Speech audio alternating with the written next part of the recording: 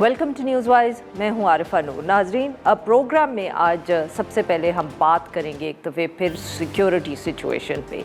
ये एक ऐसा मौजू है जिस पे इस प्रोग्राम पे तो ख़ास तौर पे हम बहुत तवज्जो देते रहते हैं, मगर पिछले चंद दिनों में जो वाक़यात हुए हैं उनकी वजह से लग रहा है कि अब सबको इस मौजू पर बहुत तवज्जो देने की ज़रूरत है, चाहे वो मीडिया हो चाहे वो हुकूमत हो। पिछले 5 दिनों में जो बलूचिस्तान में वाक़यात हुए हैं उन्होंने वाज़े कर दिया है कि कितनी ज़रूरत है इस वक्त कि पाकिस्तान में हम सब तवज्जो दें।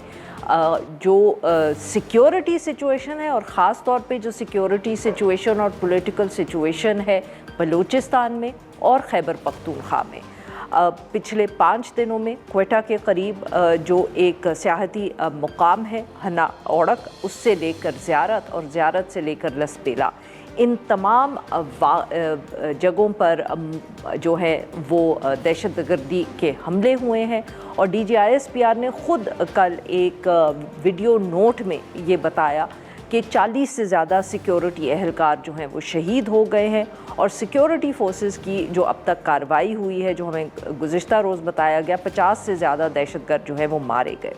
सबसे ज़्यादा जो शहादतें हुई हमारी सिक्योरिटी एहलकार की वो ज़ियारत के जगह पे हुई, जहां वो एक डैम पर कायम पुलिस चेक पोस्ट पर जब हमला हुआ। ये भी बताना ज़रूरी है कि क्वेटा और जो ज़ियारत का वाक़या था उसके बाद जो वहाँ के मकामी लोग हैं वो इस वक्त भी एहतजाज कर रहे हैं, धरना दे रहे हैं हुकूमत के ख़िलाफ़ भी और इन हमलों के ख़िलाफ़ भी। उनका मुतालबा ये था कि वज़ीर आज़म और फील्ड मार्शल ख़ुद आएंगे तो धरना ख़त्म होगा। वज़ीर आला की भी वहाँ मौजूदगी देखी गई ज़ियारत में, मगर लोगों का गुस्सा लगता नहीं है कि ठंडा हुआ। आज वज़ीर आज़म शहबाज शरीफ साहब ने भी क्वेटा का एक रोज़ा दौरा किया। उन्होंने एपेक्स कमेटी के वहाँ इजलास की सदारत की। इजलास में chief of army staff CDS Asim Munir साहब भी मौजूद थे, गवर्नर बलूचिस्तान, वज़ीर आला बलूचिस्तान, इसके साथ साथ वफाकी वज़रा भी जो वज़ीर आज़म के साथ गए थे। वज़ीर आज़म साहब ने स्टेटमेंट दी। उन्होंने कहा कि पाकिस्तान की जो सियासी और अस्करी क़यादत है वो दहशतगर्दी के ख़ात्मे के लिए मुकम्मल यकसुई के साथ पुरअज़म है और ख़ात्मे तक, दहशतगर्दी के ख़ात्मे तक तमाम कार्रवाइयाँ जो हैं वो जारी रहेंगी। उन्होंने इसके साथ साथ जो हमसाए मुल्क के ऊपर इल्ज़ाम पाकिस्तान की तरफ से लगता है कि उनका जो किरदार है इन सब दहशतगर्दी के वाक़यात में, उसका भी ज़िक्र किया तफसील से। और ये भी कहा कि रियासत जो है वो ये सब अज़ाइम जो है इनको नाकाम बनाने की मुकम्मल सलाहियत रखती है। इसके साथ साथ जो इंटरनेशनल रोल पाकिस्तान ने पिछले दिनों में प्ले किया है, किरदार अदा किया है, उसका भी उन्होंने ज़िक्र किया। ये कहना कि वज़ीर आज़म साहब ने एहतजाज करने वालों से मुलाकात की या नहीं की, ये वाज़े नहीं हुआ जो अब तक रिपोर्ट सामने आई है, मगर ये हम जानने की कोशिश करेंगे। इस मौजू पे बात करने के लिए आज हमारे साथ मौजूद हैं डॉक्टर शुएब साहब, साबिक IG बलूचिस्तान।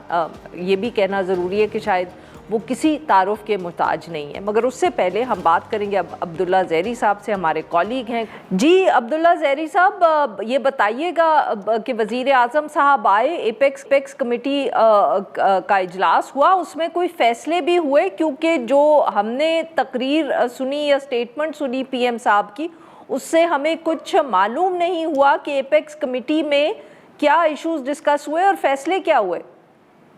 बिल्कुल मैम, जो आज का एपेक्स कमेटी का जो सूबाई इजलास था, अगर इजलास किया गया तो इजलास में न सिर्फ वफाकी या सूबाई हुकूमत के नुमाइंदों ने शिरकत की, जबकि अस्करी फील्ड मार्शल और कमांडर क्वेटा समेत दीगर अस्करी काम भी शरीक थे। इजलास में तमाम तर सूरत का जायजा लिया गुज़िश्ता 5 से 6 रोज़ के दौरान, जिसमें न सिर्फ क्वेटा बल्कि नावड़क, ज़ियारत, लसपेला, रोज़गार और दीगर मकामात पर जो अफसोसनाक वाक़यात रूनमा हुए, तमाम तक सूरत का जायजा लिया गया। और इस हवाले से जो इजलास था, इजलास में इस बात पर भी इत्तेफाक किया गया कि क़याम अमन के लिए जो वफाकी सूबाई हुकूमत और पाक फौज समेत दीगर कानून नाफिज करने वाले अदारे, तमाम तर जो अदारे यकसुई के साथ काम करेंगे। और इसमें ये भी फैसला किया गया कि दहशतगर्दी के खात्मे के लिए तमाम तर वसाइल बरूकार लाए जाएंगे। अच्छा ज़हरी साहब, ये बताइएगा कि ये क्योंकि वहाँ धरने भी चल रहे हैं, एहतजाज भी 2 जगहों पे हो रहा है, तो क्या उस हवाले से कोई वज़ीर आज़म साहब या सूबाई हुकूमत कोई राब्ता किया, उन लोगों से बात करने की कोशिश की वफाकी हुकूमत या वज़ीर आज़म साहब ने, या उन्होंने किसी वज़ीर को भेजा? अच्छा, सूबाई हुकूमत की जानिब से आज से 5 रोज कबल जैसी एक पहली मरतबा जब एयरपोर्ट रोड पर धरना शुरू किया गया तो उनका ये मौक़िफ़ था कि हम वफाकी हुकूमत यानी वज़ीर आज़म या शहबाज शरीफ और फील्ड मार्शल के अलावा किसी से मुज़ाकरात नहीं करेंगे। उस दौरान सूबाई हुकूमत का जो काबीना इजलास है उसमें ये फैसला किया गया कि एक मुज़ाकराती कमेटी बनाई जाए जो नावड़क से मुंतखब सूबाई वज़ीर बख्श मोहम्मद काकर और सूबाई वज़ीर दाखिला लांगों की सरबराही में एक कमेटी कायम की गई जिसमें इंतजामी अमूर को देखने के लिए कमिश्नर क्वेटा और डिप्टी कमिश्नर क्वेटा भी शामिल किए गए। लेकिन इस कमेटी की जानिब से कमेटी के फॉर्म होने से कबल तो मुलाकातें होती रही एक मुजाहिरीन से, लेकिन कमेटी फॉर्म होने के बाद कोई इस तरह का और वज़ीर आज़म साहब या किसी वफाकी वज़ीर ने उनसे राब्ता करने की कोशिश नहीं की? एक रोजा दौरे के अगर हम कहें तो 3 घंटे वज़ीर आज़म क्वेटा में क़याम करते रहे और 3 वफाकी गुज़रा जिनमें 2 वफाकी वज़ीर और एक मुफ्ती शामिल था। इनकी जानिब से बिल्कुल कोई भी राब्ता नहीं किया गया, ना ही कोई मुज़ाकरात करने के मकाम पर पहुंचा। 2 मकामात पर बिल्कुल ठीक, बहुत बहुत शुक्रिया ज़हरी साहब, आपने हमारे लिए वक्त निकाला। अब नाजरीन हम बात करेंगे डॉक्टर शोएब सडल साहब से। शोएब सडल साहब, आपने ऑफ कोर्स बलूचिस्तान में भी सर्व किया हुआ है और आप पाकिस्तान के ये इस किस्म के जो सियासी स्लैश मिलिटेंट इश्यूज़ हैं इनसे भी बहुत वाकफियत रखते हैं। किस तरह देख रहे हैं आप सर, जो ख़ास तौर पे पिछले 3-4 दिनों में हमने इतने संगीन जो है दहशतगर्दी के हमले जिसके अंदर नुकसान भी हुआ और सबसे ज़्यादा नुकसान जो है वो सिक्योरिटी एहलकार ख़ास तौर पे पुलिस का हुआ है? जी, thank you Arifa. whatever is happening, I think is very, very regrettable, and one can only hope that our resolve to settle these issues gets even more comprehensively, on the line to deal with the challenges at hand. I think meetings, senior level politicians or government officials are at times necessary, but not always, because unless there is a comprehensive strategy for handling these challenges, I think we will not be making much of a headway. So we need a comprehensive strategy, as I said, and that strategy must include national security objectives, political reconciliation framework, economic development priorities, human rights safeguards, institutional responsibilities, and measurable milestones. And once we are, okay with these milestones, then I think all political parties are parties which are not very reconciled with the whatever actions we are taking so far, then it obviously falls on the civilian leadership at the provincial level as well as at the central. So for long-term police, we require strengthening of civilian institutions, which means empowering the elected provincial government, revitalizing local governments, giving district administrations. साहब माफ़ करिएगा, आपकी बात थोड़ी यहाँ काट रही हूँ, अगर आप उर्दू में भी थोड़ा सा ये कुछ चीज़ें कह दें तो ज़रा आसानी रहेगी सुनने वालों के लिए भी। माफ़ करिएगा, मैंने आपकी बात काटी। चल नहीं, नो प्रॉब्लम, मैं कोशिश करता हूँ। اردو بھی اس میں مکس ہو جائے. سو جی جو بالکل. لوکل گورنمنٹس ہیں ان کو ہمیں ضرور ری وائٹلائز کرنے کی ضرورت ہے, اور ان کے جو بھی الیکشنز ہیں, چاہے وہ لوکل گورنمنٹ کے ہیں, چاہے وہ ڈسٹرکٹ لیول کے ہیں, چاہے واٹ ایور, ان کے بارے میں لوگوں کا ایک اعتماد بحال کرنا بڑا ضروری ہے کہ واقعی ان کے جو بھی چوزن ریپرزینٹیٹیو سامنے آئیں وہ یہ سمجھیں کہ ہاں یہ ہمارے ہی ووٹ سے آئے ہیں.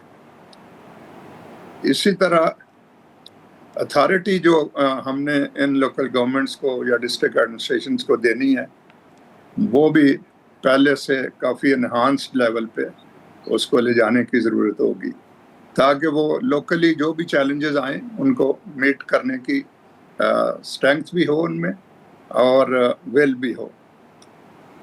جہاں تک پولیس کا تعلق ہے, آپ نے مینشن کیا, میں یہ چیلنجز جو ہیں ان کو بلوچستان میں بھی فیس کیا, ان کو آپ کو پتہ ہے کہ کراچی میں جو سچویشن تھی ایک موقع پہ اس کو بھی فیس کیا, اور اللہ کی مہربانی تھی کہ ہم اس میں سے سکسیسفل نکلے. اب بھی یہ چیلنجز ایسے ہیں کہ ان کو باہر سے کسی کو لا کے ہم نے نہیں ہینڈل کر سکنا, ہمیں خود ہی ان کو سوچنا ہے, سمجھنا ہے, اکراس دا بورڈ ایک ریکنسیلیشن والی اپروچ اپنانی ہے, اور بعض ظاہر ہے سجیشنز آئیں گی جن میں ماڈرنائزیشن کے ایشوز آئیں گے, اور فار ایگزامپل پولیس ہے تو انٹرنل سیکیورٹی ایجنسی کے طور پہ اس کو ہمیں ریکگنائز کرنا چاہیے, وچ مینس کہ اس کو نیسسری ریسورسز جو ہیں وہ دینے چاہیے. اور اس سلسلے میں جو پرائرٹی کی ریفارمز ہیں وہ یہی ہیں کہ ہم اف نیڈ بھی صرف کاؤنٹر انسرجنسی کے ہینڈل کرنے کے لیے ہمیں اسپیشلائزڈ پولیس ایک طرف کر لینی چاہیے, کیونکہ ابھی یہ پولیس والے بیچارے جس طرح سے بچر ہو رہے ہیں ان کا مورال کا بھی ایشو آ جائے گا جلدی سے. جی ناظرین, یہاں پہ لیتے ہیں ہم ایک چھوٹی سی بریک. Welcome back. ہم گفتگو کر رہے ہیں ڈاکٹر شعیب سرجل صاحب سے. یہ ضرور بتائیے گا, کیونکہ آپ نے ابھی کراچی کا ذکر کیا تو وہاں ہمیشہ یہ بات آپ کے حوالے سے ہوتی تھی کہ آپ کو بہت احساس تھا کہ پولیس کا مورال جب تک ٹھیک نہیں ہوگا مسئلے کا حل لا انفورسمنٹ سے نہیں نکلے گا. مورال پولیس کا ٹھیک کرنا کیسے ٹھیک کیا جا سکتا ہے, کیونکہ کے پی سے بھی اس حوالے سے ہم شکایات سنتے ہیں, اینڈ آئی ایم ازیومنگ کہ بلوچستان میں بھی یہ مسئلہ ہوگا. یہ ضرور اس پہ روشنی ڈالیں سر تفصیل سے. دیکھیں نا, مورال کے ڈفرینٹ اسپیکٹس ہیں اس میں. سب سے امپورٹنٹ چیز ہے وہ ہے کہ جو لیڈرشپ ہے پولیس کی اس کے, اور یہ جو جوان ہمارے فرنٹ لائن پہ ہوتے ہیں ان کے آپس میں ریلیشن شپ کیسا ہے. اگر وہ relation ship based on legal aspects ہے تو اس سے نتیجہ کیا نکلے گا کہ ان کا مورال بھی ٹھیک رہے گا, اور پھر بہت ساری چیزیں جو لوکل لیول پہ پولیس کے نوٹس میں آتی رہتی ہیں لیکن اوپر پاس آن نہیں ہو سکتی فار ون ریزن اور دی ادر, کیونکہ کمیونیکیشن گیپ ہوتا ہے. تو اس کمیونیکیشن گیپ کو between the lower level officials اور ٹاپ لیول وہ منیمائز کرنے کی ضرورت ہے. آئیڈیلی تو اس کو ایلیمنیٹ کرنے کی ضرورت ہوتی ہے. تو پھر ظاہر ہے یہ ایشوز آئیں گے کہ کیپیبلٹی جو پولیس ہے جو اس وقت ہینڈل کر رہی ہے اس کی کتنی ہے, اسپیشلی جو فورنزکس کی سپورٹ کتنی ہے. آج کل تو ڈرون کا زمانہ ہے, سو ڈرون سرویلنس کی فیسلٹی کیا ان کو اویلیبل ہے. اگر رہی ان کو نہیں اویلیبل تو جن کو اویلیبل ہے وہ پھر آپس میں اس کی شیئرنگ جو ہے اس میں تو کوئی پرابلم نہیں ہے. جی. تو آج کل تو اب AI اسسٹڈ چیزیں آ گئی ہیں، تو کرائم انالیسز جو ہے اور ٹیررزم انسیڈنٹس کا جو انالیسز ہے وہ بھی اب اس کو لے جانے کی ضرورت ہے AI سپورٹ کے اوپر. تو سائبر انٹیلیجنس ہے، میں اس طرف نہیں جاؤں گا کہ ان کی سیلریز اور ویلفیئر کس حد تک لک آفٹر ہو رہے ہیں، لیکن اگر ان میں کوئی ایشو ہے تو وہ ضرور ٹاپ پرائرٹی پہ اس کو ایڈریس کرنا چاہیے. اور ہینڈلنگ جو ہے فورس کی، جو مورال کو سب سے زیادہ خراب کرتی ہے، وہ یہ ہے کہ اگر آپ کا سسٹم جو ہے وہ میرٹ بیسڈ نہیں ہے. اگر آپ کسی کی سفارش آتی ہے اس کو نیچے سے اٹھا کے اوپر لے آتے ہیں، اور جو ڈیزرونگ ہوتے ہیں وہ ادھر بیٹھے پھر کربن کرتے رہتے ہیں کہ دیکھو جی یہ کیا ہو رہا ہے.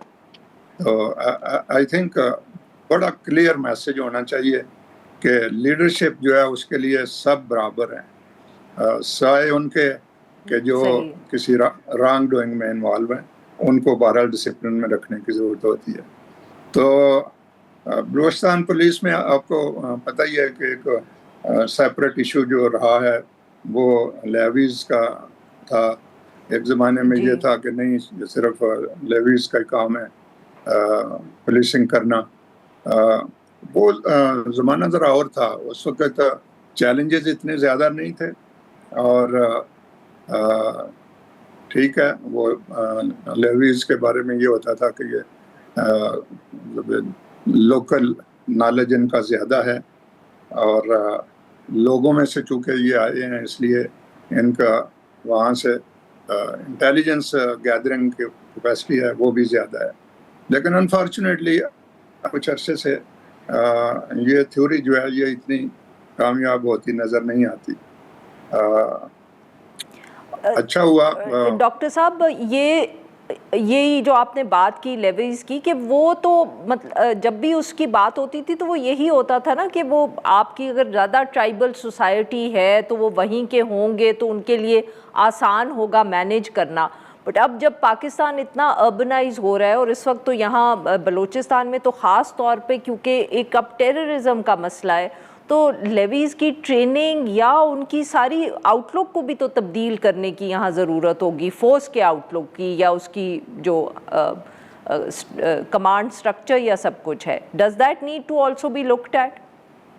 یس شیور، یہ آپ نے بالکل صحیح کہا ہے کہ لیویز ایک ٹائم تھا جس کے لیے زیادہ یوزفل تھیں. ایک تو یہ ہوتا تھا کہ وہ گھر سے آتے تھے، شام کو واپس گھر چلے گئے، اپنا ویپن بھی ساتھ لے گئے، اور زیادہ ان کے اوپر انفلوئنس اپنے سردار کا ہوتا تھا. تو اب وہ وقت گزر چکا ہے. ایون جب میں ادھر تھا تو میرا چونکہ ویو یہی تھا کہ نہیں، لیویز کو کمپلیٹلی انٹیگریٹ ہونا چاہیے پولیس کے ساتھ، تاکہ یہ دونوں فورسز اکٹھے ہو کے تو جو چیلنجز ہیں ان کو میٹ کریں. تو انفارچونیٹلی یہ ہوا کہ کچھ جو مجھے بعد میں پتہ چلا کہ کچھ ہمارے آفیسر جو ہیں ان کو کوئی انڈیوس کیا گیا کہ بھئی آپ کے پروموشنز ہو جائیں گے، آپ کو یہ کر دیں گے وہ کر دیں گے، تو لہٰذا آپ یہ جو مرجر ہے لیویز کا اور پولیس کا اس کو اپوز کریں.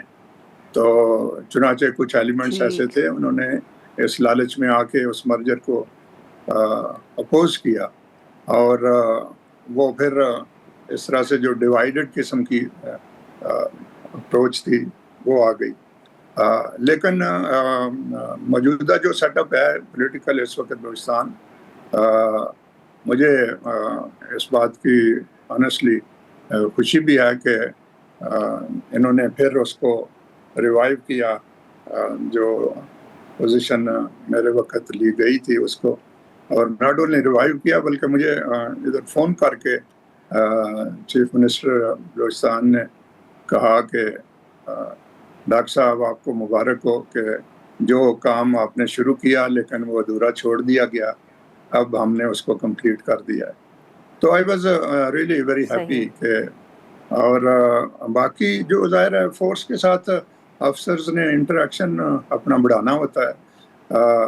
मैं समझता हूँ कि इस वक्त बलूचिस्तान में सबसे बड़ी ज़रूरत जो है वो यही है कि जो actually on ground which means write down at the police station level जो लोग ये इतनी कुर्बानियाँ दे रहे हैं उनकी कुर्बानियाँ प्रॉपर तरीके से रिकग्नाइज की जाएं और जहाँ से उनके बच्चे हैं या स्कूल से लोग मिलते हैं, कॉलेज से मिलते हैं, उनको अट्रैक्ट किया जाए कि ये नहीं है कि वो वेपन्स तो सरकारी ले लें और बाद में दूसरी तरफ जाके मिल जाएं।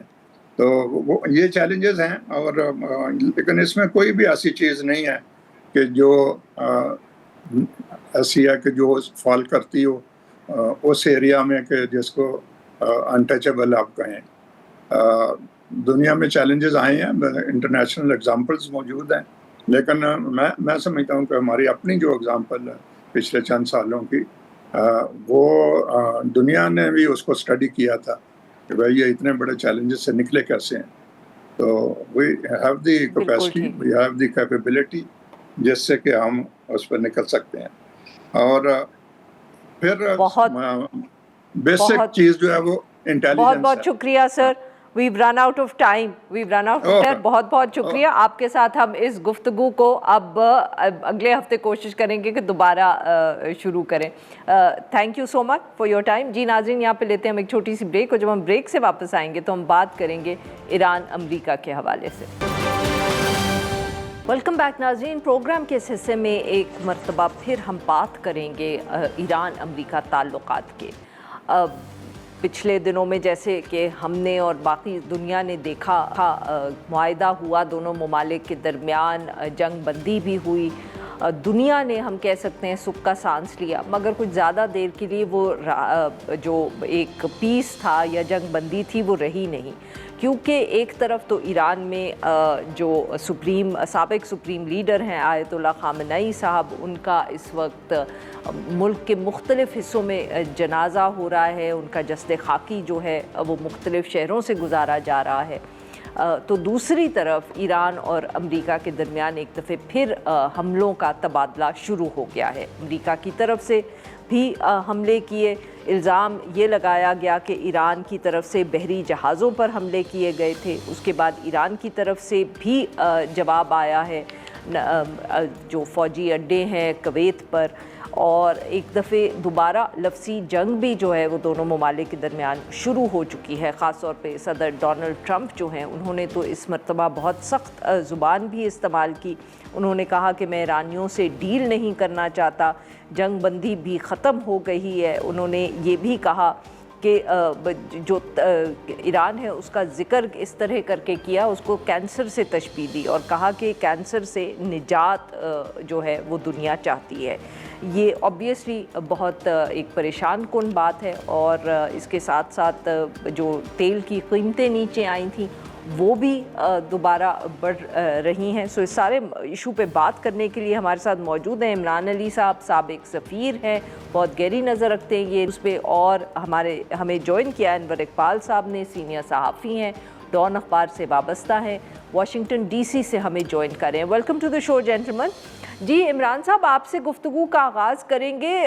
सर, जब ये मुआहदा हुआ था तब भी बहुत से लोगों का ख्याल था कि ये जंग बंदी शायद इतनी आसानी से ना हो और मसाइल रहेंगे दोनों ममालिक के दरमियान, बट अब जब दोबारा हमले हो रहे हैं, आप कैसे देख रहे हैं? Was it a bit too soon जो एक दफ़े दोबारा हमले दोनों ममालिक के दरमियान शुरू हो गए, या आप एक्सपेक्ट यही कर रहे थे कि इसी तरह ये मामला आगे बढ़ेगा? नहीं जी, एक्सपेक्ट नहीं है कर रहे थे। ख्याल ये था कि थोड़ी बहुत टेंशन तो रहेगी, बिल्कुल पीसफुल ये 60 दिन नहीं होंगे, 60-90 दिन जितने दिन लगेंगे इन टॉक्स के अंदर। लेकिन इस तरह तकरीबन जो लास्ट रात को हमले हुए हैं अमेरिका की तरफ से, वो खासे सख्त हमले हैं। वो नॉर्मली वो जो एक दूसरे पर अटैक्स करते हैं वो नहीं है। तो अगरचे अभी तक MOU कायम है, लेकिन लग रहा है कि अब वो सिवियरली टेस्ट होने लगा है, क्योंकि आहिस्ता आहिस्ता अमेरिका भी یہ پوزیشن لینے لگ گیا ہے جو لاسٹ ان کی باتیں ہوئی ہیں کہ میں بھی ان کو بھی لگ رہا ہے کہ یہ اب ایک اور راؤنڈ فل وار کا ہوگا جس کے بعد دوبارہ شاید بارگیننگ ٹیبل پہ آئیں. لیکن امید ہے کہ پاکستان انٹروین کر کے شاید ایک دفعہ پھر بچا لے. لیکن پاکستان کتنی دفعہ انٹروین کرے گا جب اسٹرکچرل ڈفرینسز اتنے سخت ہیں, جب ایران اب نئے ہرمز کے اوپر بالکل گیو ان کرنے کو تیار نہیں ہے, باقی دنیا ان کو لینز ریسٹرکٹ کرنے پہ تیار نہیں ہے, تو یہ پوزیشنز اپیرنٹلی کافی دور ہیں ایک دوسرے سے. بالکل صحیح. انور اقبال صاحب, سر آبویسلی جیسے عمران صاحب نے بھی ذکر کیا کہ Iran seems to be in a very inflexible mood right now, مگر ساتھ میں سر صدر ڈونلڈ ٹرمپ کے لیے بھی کافی ڈومیسٹکلی ہم یہی سمجھتے رہے کہ ان پہ کافی دباؤ ہے. پچھلے دنوں میں بہت سا ذکر ہوا سروس کا بھی کہ ایران کی جنگ کتنی جو ہے وہ ان پاپولر ہے امریکہ میں, پھر بھی صدر ڈونلڈ ٹرمپ نے یہ اقدام اٹھائے. جو مڈ ٹرمز کی بات ہوتی تھی تو وہ ڈومیسٹک پالیٹکس میں اب اس سارے معاملے کو میں کیا کوئی تبدیلی آئی ہے؟ I mean how do we look at it? جی, سب سے پہلے آپ کا شکریہ. بات یہ ہے کہ پورے معاملے کو دیکھنا ہی ڈومیسٹک پالیٹکس کے ساتھ چاہیے, اور واشنگٹن میں, جہاں تک میں واشنگٹن کی بات کروں گا, واشنگٹن میں اس کو اسی حوالے سے, یعنی جو ایران کا ریئیکشن ہے یا ایران میں جو کچھ ہو رہا ہے اس کو بھی ایران کی ڈومیسٹک پالیٹکس کے حوالے سے انٹرپریٹ کیا جا رہا ہے. دیکھیے, یہاں صدر ٹرمپ نے ایک پالیسی بنائی ہے, وہ یہ ہے کہ مڈ ٹرم الیکشن سے پہلے وہ دونوں کام کریں گے, بات چیت بھی کرتے رہیں گے اور حملے بھی کرتے رہیں گے. وہ اس لیے کہ وہ سمجھتے ہیں کہ ان کے سپورٹرز یہ تو پسند کریں گے کہ بات چیت ہو اور جنگ نہ ہو, لیکن وہ یہ بھی پسند نہیں کریں گے کہ امریکہ کمزور نظر آئے. تو جہاں ان کو ضرورت محسوس ہوگی کہ امریکہ کو طاقت کے مظاہرے کی ضرورت ہے, وہ طاقت کا مظاہرہ کریں گے. جہاں ان کو محسوس ہوگی کہ بات چیت کی ضرورت ہے, وہ بات چیت کریں گے. ہمیں پریشانی اس لیے ہوتی ہے کہ ظاہر ہے ہماری ہمدردیاں لوگوں کی جو ہیں ایک طرف واضح طور پہ ایران کے ساتھ ہیں, تو انہیں وہ لگتا ہے, ان کو یقین ہے اس بات کا کہ ایران کی تو فتح ہو چکی ہے, امریکہ معاشی طور پہ اور فوجی طور پہ بالکل تباہ ہو چکا ہے. تو انہیں حیرت ہوتی ہے کہ تباہ شدہ ملک ایسی کارروائیاں کیسے کر رہا ہے. تو اس میں ان کی اسسمنٹ کی غلطی ہے. یعنی ہمارے ہاں تو میں نے یہ تک سنا ہے ٹی وی پہ ڈسکشن میں کہ بس امریکہ آخری سانسیں لے رہا ہے. تو بھائی اگر آپ اس طرح کا اسیس کریں گے سچویشن کو, آپ کو سمجھ میں نہیں آئے گی. پھر ایران کے معاملات کو بھی امریکہ میں اس طرح دیکھا جا رہا ہے کہ ایران میں سیاسی قیادت اور ماڈریٹس ہیں ایک طرف, اور دوسری طرف آئی آر جی سی اور ایکسٹریمسٹ ہیں. اور آئی آر جی سی اور ایکسٹریمسٹ جو ہیں وہ بالکل کسی قسم کی مذاکرات نہیں چاہتے, اور وہ چاہتے ہیں فوجی کارروائی جاری رکھنا, کیونکہ ان کو بھی یہ لگتا ہے کہ انہوں نے وہ جیت گئے ہیں وہ جنگ. پھر ایران میں اس بات پہ بھی غصے کا اظہار کیا جا رہا ہے کہ امریکہ نے جو کہا تھا $300 بلین کا, وہ ایک پیسے بھی نہیں دیے. تو امریکن یہ کہتے ہیں کہ ہم نے کبھی بھی نہیں کہا تھا کہ $300 بلین ہم دیں گے. تاوان وہ ملک ادا کرتا ہے جو جنگ ہار چکا ہوتا ہے, امریکہ جنگ تو نہیں ہارا ہے. ہم نے تو یہ کہا تھا کہ ہم ایک فنڈ سیٹ اپ کریں گے انویسٹمنٹ کے لیے, جس میں ایران بھی امریکہ بھی شامل ہوگا, اور اس میں امریکن کمپنیوں کو فائدہ ہوگا اس ریکنسٹرکشن سے. تو دونوں طرف میرا خیال ہے سارے بیانات, ساری کاروائیاں ڈومیسٹک امیج بلڈنگ کے لیے ہے, اور ریئل جنگ اور ریئل امن کی دونوں طرف خواہش نہیں ہے ابھی. جی ناظرین, یہاں پہ لیتے ہیں ہم ایک چھوٹی سی بریک. Welcome back. ہم گفتگو کریں عمران علی صاحب سے اور انور اقبال صاحب سے. عمران صاحب, یہی ایشو آپ کی طرف بھی لانا تھا کہ یہ آبویسلی معاہدہ دستخط ہوا اس کے اوپر, اس وقت بھی ہم لوگوں نے یہ سمجھا کہ باوجود اختلافات کے ایران میں جو ہارڈ لائنرز ہیں یا آئی آر جی سی ہے وہ بھی اہم سمجھتے ہیں اس بات کو کہ جنگ بندی ہونی چاہیے.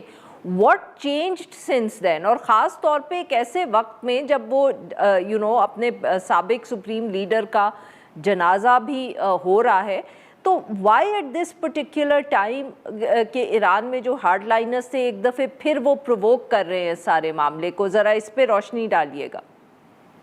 جی, میرا خیال ہے کہ ایک تو انور کی ہر بات سے اتفاق کرتے ہیں. میرا خیال ہے کہ ایران تھوڑا سا اپنا ہینڈ اوور پلے کر رہا ہے, کیونکہ ایران میں جو سینٹیمنٹ ہے وہ بہت کمبیٹیو ہے, جو سڑکوں کے اوپر ہے, اور وہ ایک قسم کی ریڈیمپشن اس کو سمجھ رہے ہیں اپنی. اور اس لیے یہ جو IRGC ہے یا جو ان کی لیڈرشپ جو بھی ہے وہ اپنے ہرمز پہ اتنا جو اسٹرانگ سٹانس ہے وہ لے رہی ہے. لیکن اس کے علاوہ یہ بھی صحیح ہے کہ اسٹریٹس آف ہرمز کو ایران اپنا بہت بڑا لیوریجنگ پوائنٹ سمجھتا ہے. ان کا خیال ہے کہ پوری دنیا کو انہوں نے اسٹینڈ سل پہ کر دی ہے اور اسی وجہ سے ان کو پیس ملا ہے. اس لیے وہ جو ٹول سے زیادہ وہ اپنا جو اقتدار اعلیٰ ہے سوورنٹی ہے اپنا ہرمز پہ وہ کہ تم اس لین میں سے جاؤ گے.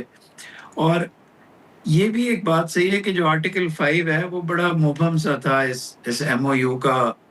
وہ یہ تھا کہ جی ایران اور عمان مل کر فری انٹری اور ایگزٹ کا بندوبست کریں گے. اب آپ نے وہ دے دی اتھارٹی ایران اور عمان کو اور وہ کنسلٹ کریں گے باقیوں کو. امریکہ کا فریڈم سے مراد یہ ہے کہ وہ ہرمز کی جو بھی جگہ ہو وہاں سے گزر جائیں. ایران کا ایسپیکٹ یہ ہے کہ لینز ہم ڈیسائیڈ کریں گے کیونکہ آرٹیکل 5 میں لکھا ہوا ہے, ارینجمنٹس ہم کریں گے اور ہم ٹول نہیں لیں گے 60 دنوں کے لیے. تو یہ اگر نیتیں ٹھیک نہ ہو یعنی کہ مسٹرسٹ ہو دونوں طرف سے تو ایون آپ پرفیکٹ MOU بھی کر لیں اس میں بھی پرابلمز آ جائیں گی. لیکن اس کی آرٹیکل 5 ایمبیگوس تھا, یہ it could have been read both ways. صحیح, بالکل صحیح. اب انور صاحب, اب آبویسلی عمران صاحب نے تو ذکر کیا پاکستان کے حوالے سے اور کہا کہ پاکستان دوبارہ کوششیں کرے گا. آپ بھی کیسے واشنگٹن DC میں آبویسلی ایمبیسی سے بھی رابطہ ہوگا آپ کا کہ اب پاکستان کی اس وقت توجہ ہے اس ایشو پہ, اور ساتھ میں JD وینس صاحب کا اس وقت کیا کردار ہے؟ کیونکہ آبویسلی پچھلی مرتبہ بھی ہم نے دیکھا کہ کیونکہ وہ نہیں چاہتے تھے کہ یہ جنگ ہو تو انہوں نے بھی ایک خاص کردار ادا کیا تھرو آؤٹ دا نیگوسیشنز. دیکھیے, پہلی بات تو یہ کہ ظاہر ہے ہمارے لوگ انوالو ہیں, اب بھی انوالو ہیں, پہلے بھی تھے اور رہیں گے کیونکہ پاکستان کا انٹرسٹ اسی میں ہے.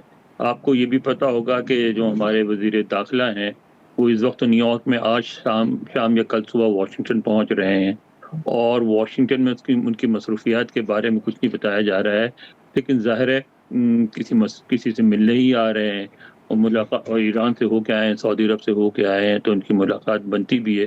تو یہ بات تو بالکل آبویس آسانی سے بغیر کسی تردید کے خوف کہی جا سکتی ہے کہ پاکستان انگیج ہے, دونوں طرف انگیج ہے. پاکستان اب بھی کوشش کر رہا ہے کہ معاملات طے پا جائیں, لیکن پاکستان یعنی میں پھر اس معاملے میں میرا نقطہ نظر ذرا ڈیفرنٹ ہے. جب جنگ ہونے لگتی تو لوگ کہتے ہیں پاکستان کا رول ختم ہو گیا, اور میں اس کو بالکل مختلف انداز سے دیکھتا ہوں. میں سمجھتا ہوں جب جنگ ہوتی ہے جب بھی ضرورت پڑتی ہے میڈیشن کی اور میڈیٹر کی. جب جنگ نہیں ہو تو پھر آپ کا رول کم ہو جاتا ہے. تو میں سمجھتا ہوں چونکہ جنگ ہو رہی ہے تو پاکستان کی اہمیت مزید بڑھ گئی ہے, کیونکہ الٹیمیٹلی اس جنگ کو رکنا ہی ہے. مسئلہ یہ کہ جب بھی دونوں جو فریق وہی چاہ رہے ہیں کہ اپنی اپنی فتح کا کوئی جھنڈا لے کے جائیں, اور جب تک ان کے اندر یہ انڈرسٹینڈنگ پیدا نہیں ہوگی کہ فتح کا جھنڈا کسی کو اٹھانے کا موقع نہیں ملے گا, اسی میں گزارا کرو, اس وقت تک یہ چیزیں چلتی رہیں گی. اور میں سمجھتا ہوں کہ جو امریکہ کی ریئل پالیسی ہے جو بھی ہوگی وہ واضح ہوگی مڈ ٹرم کے بعد. مڈ ٹرم سے پہلے صدر ٹرمپ اسی طرح دونوں کام کرتے رہیں گے. بالکل ٹھیک, بہت بہت شکریہ ہمارے دو مہمانوں کا, انہوں نے ہمارے لیے وقت نکالا. ناظرین, آج کے لیے بس اتنا ہی. We'll be back on Monday now.